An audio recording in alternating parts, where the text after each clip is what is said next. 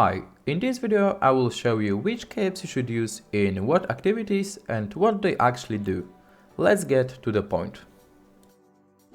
The first cape is the usual cape. Only profits that you get while wearing it are more energy and a faster energy regeneration. If you don't have that much money in Albion, it's a pretty good choice.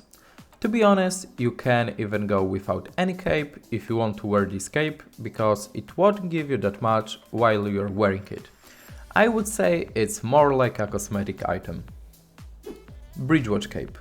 Bridgewatch Cape is making a sandstorm in a 4 meters radius around the targeted enemy.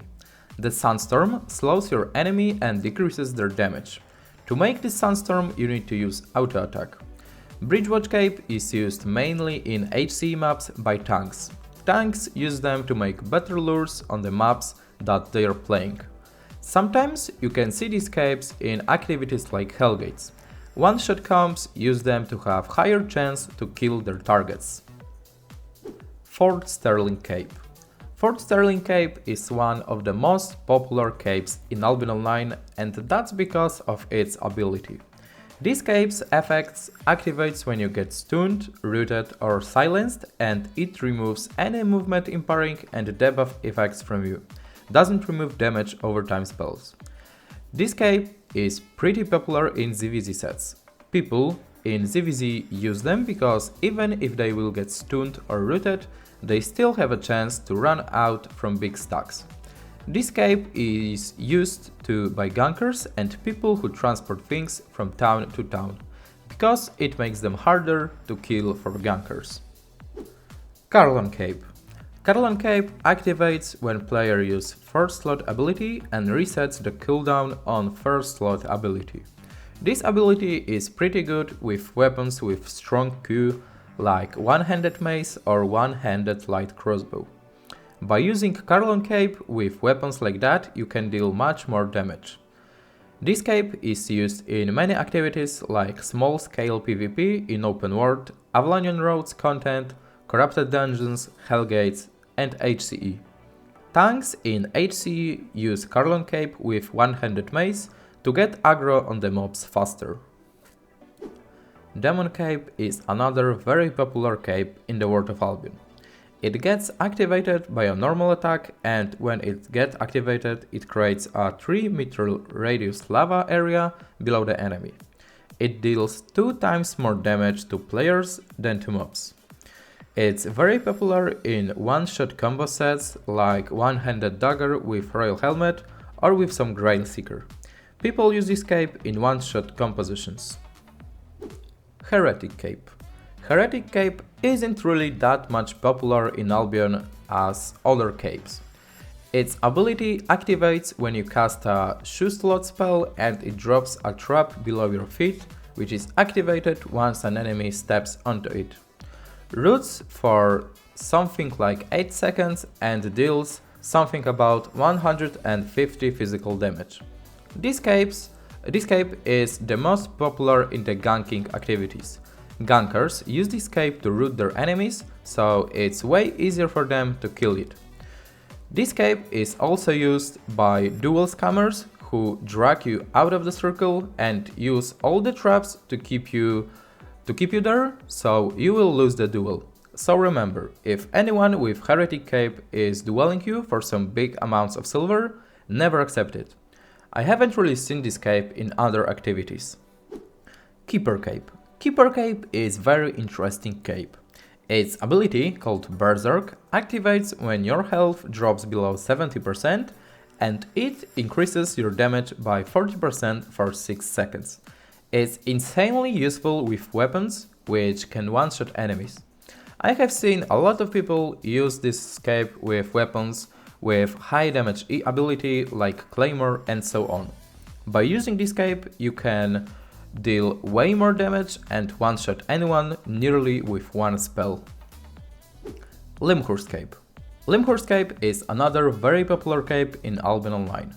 Its passive ability, called Energy Reserve, activates when you cast a spell and your energy drops below 40%, and it restores 8% energy per second for 10 seconds. It's very useful in builds which needs a lot of energy. Usually Frost Staffs need a lot of energy because of their tiered Q ability, which needs a lot of energy. So if you want to play some Frost Staffs, a good idea will be picking Lymhurst Cape, to be sure you won't be lacking of energy, because zero energy while fighting with your enemy means death.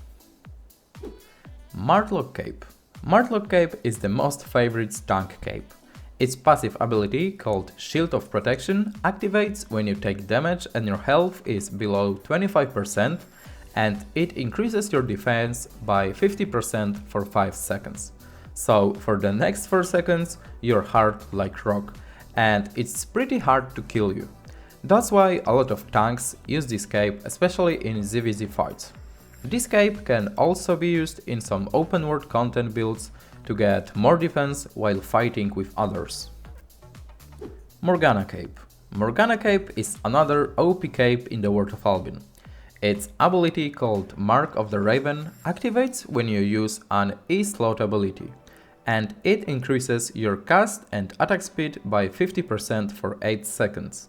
This is very powerful passive ability, and when it's used properly, it can do tons of additional damage. It's mainly used with weapons which have spammable abilities and which needs attack speed. These weapons are, for example, Frost Staffs or usual bows. Thetford Cape. In my opinion, the most popular cape in Albion Online. It's very popular because of its unique passive ability called Chain Lightning. It gets activated by normal attack and releases a chain lightning dealing something like 200 magic damage to up to 4 enemies. Damage scales with IP. You can use this cape in all of the contents apart from HCE.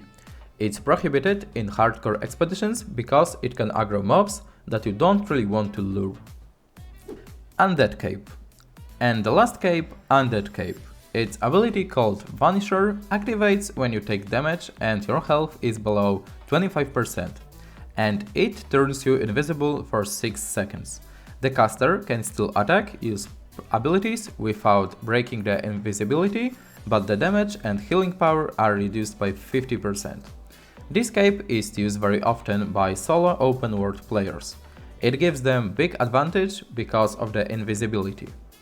If they will get invisible, it's easier for them to run out from any fight if they think they don't have any chances to win the fight. That's all in this video. Thanks for watching, I hope you enjoyed it and you have learned some new things. Don't forget to check out my official Discord server with a lot of money making methods and guides which will help you in Albion. Link to my Discord is in the description. That's all from me today, see you in the next one, bye.